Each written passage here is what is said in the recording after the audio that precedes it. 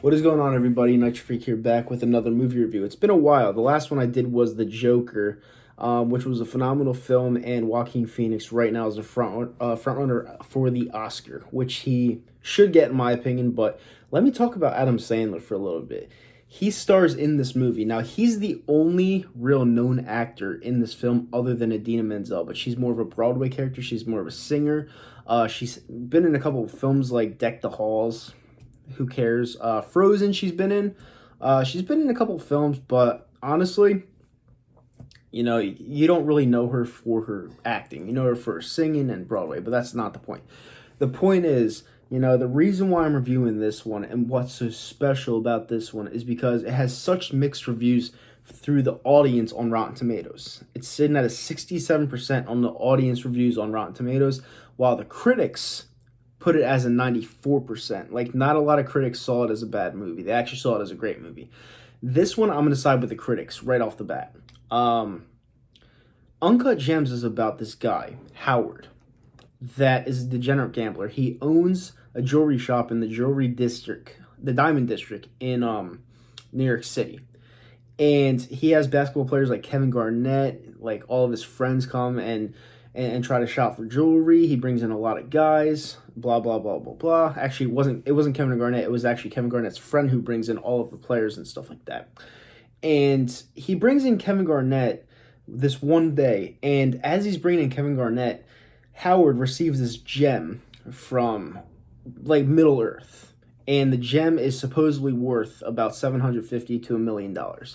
And Howard owes a lot of people money, like a lot of debt collectors, a lot of bookies, and he's just in deep, and he needs to sell this gem at an auction to make sure that he can pay these guys their money and keep a lot of it for himself. So he just shot. I'm not going to give you any spoilers. He ends up selling the gem, but he doesn't get what he wants for it. So that's nonetheless. But basically what this movie is about is that this guy, no matter what you give him, no matter how great his life can be, nothing is ever good enough for the guy. And a lot of people got turned off by this movie because of the consistent background noise, the high anxiety level, and the just rushed acting from Adam Sandler. Like, he'd be here and then he'd be here all of a sudden. But that's the point of the whole movie. Like, the Safdie brothers are amazing directors. They're very young. They have some hit movies out there that are not heard of.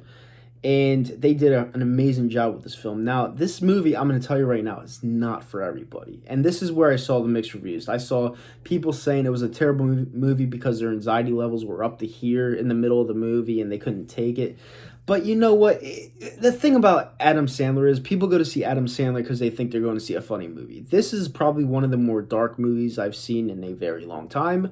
And it had nothing to do with Adam Sandler's Rob Schneider coming in there and saying, "You can do it." It had nothing to do with that. This is Adam Sandler at his best. Adam Sandler is best at dramas, in my opinion. Him as a comedian, everyone loves him, but he fell off with some of his movies like Jack and Jill, the one with Drew Barrymore, I forget what it's called, but he really fell off. Not 51st States, the other one, where they're Terry Crews and he's like pumping his chest. Doesn't really matter, but Adam Sandler did such a great job in this movie as a degenerate gambler, and I don't think a lot of the crowd that went to go see this were expecting what they were getting into because they've never been in a situation of a gambler. Like when you're 20 to 21 years old, you're not making any money. You're basically poor, all right?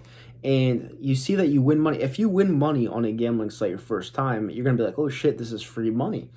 And you're going to bet until you lose it all. But then you go on another winning streak, and then you're like, holy shit, I'm going to make it back. And it never works out in the end.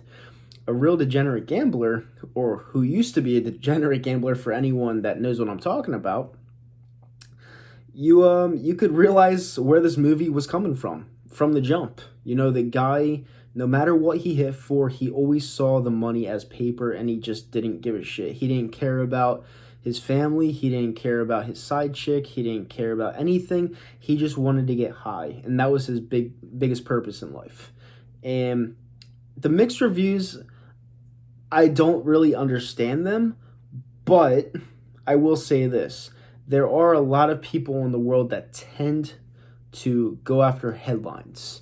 And that is something we have to get away from. People have to do research. They have to read into the movies before they go and spend their hard-earned money on them.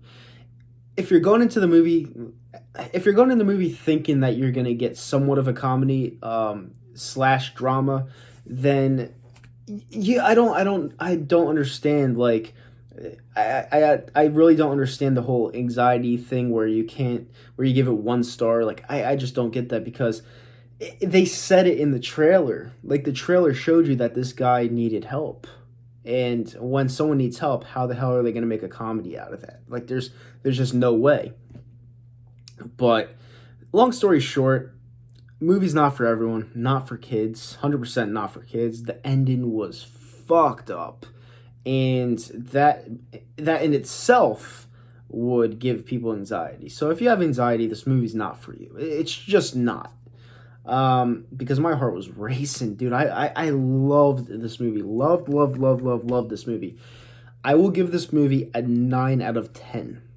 And the reason why I'm not giving it a 10 is because I do feel that sometimes the movie felt a little rushed, but the movie was an incredible masterpiece. It really was.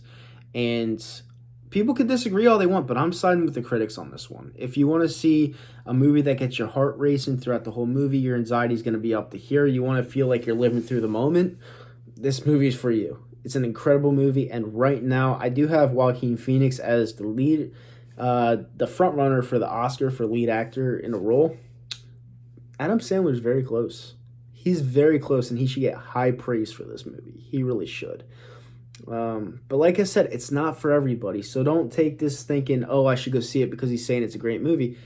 I'm saying it's a great movie because I loved it and I could see what kind of situation he was in. But he blew through tons of money, like tons and tons of money, and he pawned items that weren't his to get money to bet on games. Like, that's just insane.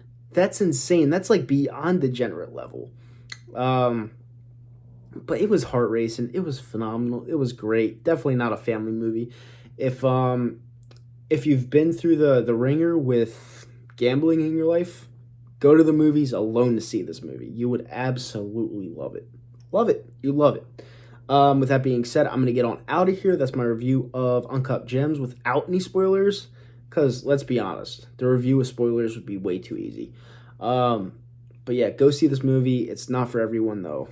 Anxiety people, stay the fuck away from it. Trust me on that one. All right, peace, guys. I'm out. Bye.